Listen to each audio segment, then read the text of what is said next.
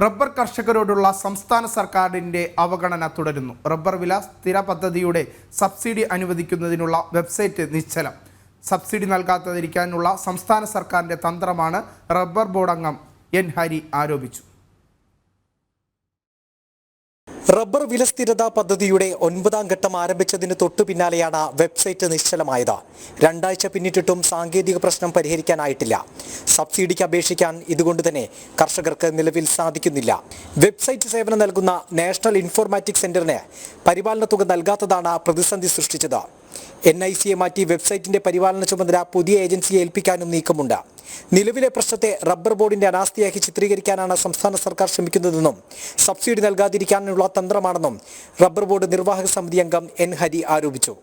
പലതവണ rubber board ഈ subsidy കൊടുക്കുന്നതിന് വേണ്ടി വെബ്സൈറ്റ് ഓണാക്കുന്നതിന് മുമ്പും പലതവണ ഈ കേരള സർക്കാരിൽ അതിന്റെ അതാത് വകുപ്പുകളിലേക്ക് നമ്മൾ ലെറ്റർ അയച്ചിരുന്നെങ്കിലും അത് വളരെ വൈകിയാണ് അവരത് ഓപ്പൺ ആക്കിയത്. അതിനുശേഷമാണ് ഇപ്പോൾ നമ്മുടെ ഇതിന്റെ ഏജൻസിയായ NIC അവർക്ക് പരിപാലന ആ വെബ്സൈറ്റിന്റെ പരിപാലനത്തിന് വേണ്ടിയിട്ടുള്ള പൈസ അതുപോലെ തന്നെ അവർക്ക് വേണ്ട കാര്യങ്ങൾ ചെയ്തു കൊടുക്കാനുള്ള മൂലം ഇപ്പോൾ ഈ വെബ്സൈറ്റ് നിന്നിരിക്കുക.